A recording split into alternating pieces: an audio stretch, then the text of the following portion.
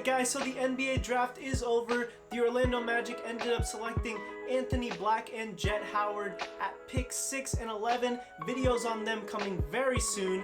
But in this episode, we're going to talk about the Orlando Magic in free agency. Free agency starts on Friday, June 30th at 6 p.m. And we are going to run through all of the possibilities that the Orlando Magic have in this 2023 NBA free agency. Alright, so starting off right away, the Magic have about $17.7 million in cap space if they do waive a couple of their team options here. And the biggest one that they have to decide on is Gary Harris, who is a starting shooting guard for the Orlando Magic for most of last year and the best shooter on the team currently. He has a $13 million non-guaranteed team option that the Magic can either decide to keep him or waive him by June 29th. So that is the deadline for them to decide that. And frankly, I like Gary. I like what he did for the team. He was a good veteran presence, more so in leading by example than leading vocally. He's not too much of a vocal guy, but I really do think that the Magic can get veteran presence elsewhere in free agency. And as much as I like Gary, I think he probably wants to go to a better situation. He could even be losing his starting spot to a guy like Jalen Suggs this season. So I don't really think he would be too keen in coming off the bench on this Orlando Magic team and playing behind guys like Jalen Suggs or maybe even Jet Howard at some point in the year. So I think that this team option will end up being waived, and I think Gary will go into unrestricted free agency and possibly sign with a contender where he can have a chance to compete for a championship. So other than Gary Harris, the only other relevant free agent that the Magic have on this team is Mo Wagner. He was the backup center for most of last year for the Magic, and he did a very admirable job doing so, and he is a really good scorer, a solid shooter at 7 feet tall as well. He struggles to guard a lot of people, basically anybody. He brings toughness and grit, but not really much defensive capability at all, and he's a very poor rim protector as well. I would assume the Magic would try to upgrade the backup center spot at some point, but I do see the Magic bringing a guy like Mo Wagner back just because he's a great culture guy. He's a great guy to have in the locker room, very vocal with the young guys, and I think that is very valuable to this young team. I think they will try to get him back on a team-friendly deal, maybe around $4 to $5 million a year, and have him as a situational guy off of the bench when they're really lacking energy in that second unit. So now moving on to some targets in free agency, starting off with the more far-fetched ideas. I really don't think that we will be able to acquire any of these guys. Not necessarily because we don't have the money, but they probably don't want to come back or their teams are very desperate to retain them. Starting off here with the two restricted guys, Cameron Johnson and Austin Reeves. Cameron Johnson recently got traded to the Brooklyn Nets at the trade deadline in the deal that sent Kevin Durant to Phoenix. He's a fantastic shooter at 6'8", a very valuable guy to have in this modern NBA. He can play multiple different positions. Obviously, his shooting is a huge commodity, and the Detroit Pistons are said to try and steal him by offering him an $100+ million contract over 4 years.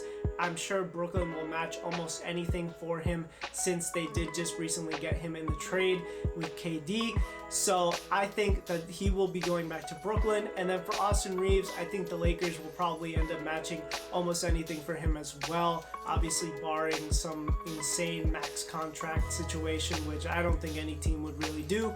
But I do see them retaining him as well. So those two guys would fit in very well with the Magic, but I don't think they're going to end up here at all. Then moving on to a couple other far-fetched guys. Chris Middleton, I do think he wants to compete with a contender, and he's most likely going back to Milwaukee. And then you have Fred VanVleet, who I'm not sure is going to stay in Toronto, but the Magic did just select another backcourt player, and Jet Howard could also be a backcourt player as well. We're pretty loaded in the backcourt right now, so I don't think we would go after another guy, especially a veteran, guy like this in free agency. I do think he gets a huge offer elsewhere though. And then last up, two sharpshooting big men in Nikola Vucevic, former Orlando Magic All-Star a couple years ago, got us Wendell Carter, Franz Wagner, and now the pick that became Jet Howard in that trade, sending him to Chicago.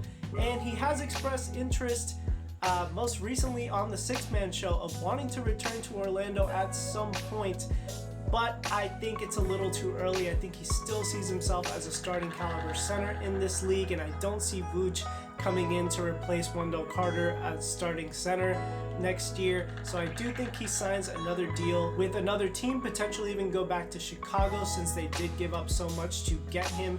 They would probably look really bad if they didn't retain him. But I do not see him in Orlando.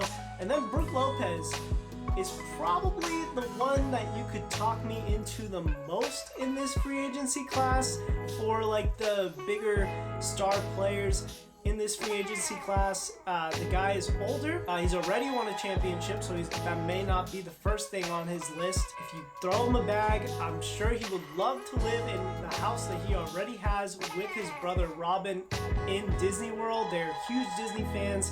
His brother Robin has already played here in Orlando a couple seasons ago.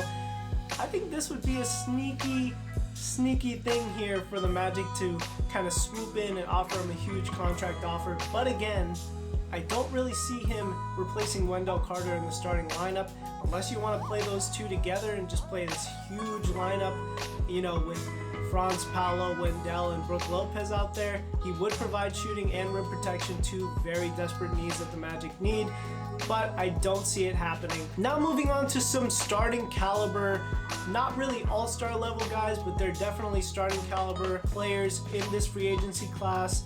First off, recent NBA champion Bruce Brown.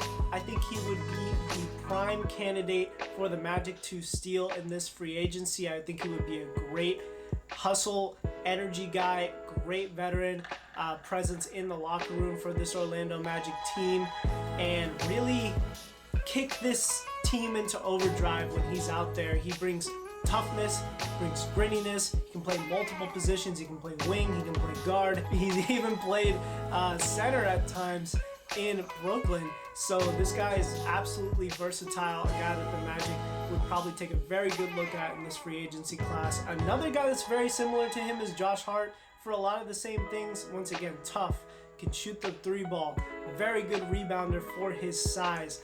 I mean, he would bring a lot of great attributes to the Magic. Another guy would be Karis LeVert if you want a little bit more scoring and ball handling playmaking. I think he would be a very nice addition as well. All of these guys are definitely going to get a payday. You might have to give a lot of money to these guys to convince them to come to Orlando, but they are all very good options. And then a couple shooters here in Max Strus and Seth Curry. These guys have plenty of playoff experience and are absolute sharpshooters that the Magic could very well use, whether it's in their starting lineup or off the bench. Now we take a look at some bench options here. First, addressing the backup center position, Mason Plumlee. This is probably my favorite target for the Magic to go after this offseason to, you know, alleviate some of that backup center problem that we have, that we don't have a solid rim protector back there. And Mason Plumlee is a fantastic rebounder. He's also a guy that you can potentially run the offense through a little bit, not the whole time, but he is a really good passer at his size as well, a lot of athleticism, and I really like Plumlee as a good veteran backup center to Wendell Carter, and potentially a guy that could start when Carter has his nagging injuries throughout the season. I think he would be a fantastic pickup for the Magic. Another guy here is Grant Williams. Again, playoff experience, deep playoff experience, a great shooter, solid defender, brings a grittiness, a toughness. I think the Magic need guys like this. We need some guys that can really get under the opponent's skin, and I think he would be a perfect guy and a really good fit, especially because of his age. He's very young. I believe he's 23 or 24 years old, so he would be a really nice addition to the Orlando Magic. Then you have other good veterans like Torrey Craig, Drew Eubanks, and Trey Lyles. All of these guys provide different things, but mostly it's energy, it's toughness off the bench. Lyles provides some shooting as well, and positional versatility for a couple of these guys as well. And then lastly, some of the more likely guys that I think the Magic would sign this offseason is some veteran minimum guys for some veteran presence off the bench. Some guys that aren't necessarily going to play a lot of minutes, but they will play some spot minutes, potentially if injuries happen, and they will really be able to mentor most of this young team and most of the guys that are in the rotation that are very young and have limited playoff experience to none. I think these are great locker room guys here. Joe Ingles, Danny Green, Wesley Matthews, Svi Mihailuk, who is a great shooter as well. He's a younger guy, but he's a great shooter, so he alleviates some of that spacing issue. And then a guy like recent champion DeAndre Jordan as well. All of these guys I could see coming to the Magic, just basically providing what Robin Lopez provided a couple of years ago for Orlando, where he was a guy that only really played when there were injuries, maybe when you needed some toughness, when you were down in a game and nobody was giving you toughness or energy. They would just come in and spark the team a little bit, but you need those kind of coaches on the floor, you know, coaches during practice, other guys that are in the league currently. Think of like a Udonis Haslem, that he never really played, but he really provided a lot of mentorship for that Miami Heat team in these past couple of years. I think those guys are very likely to be able to sign with the Orlando Magic. So then guys, we have one more piece of news here, and that is Paolo Banchero being selected for Team USA in this 2023 FIBA World Cup. Congratulations to Paolo for making the Team USA, and we're looking very forward to watching him in that tournament starting in August, as well as Franz Wagner and Mo Wagner on Team Germany. Hopefully they get to play each other in the finals. That will be amazing for us.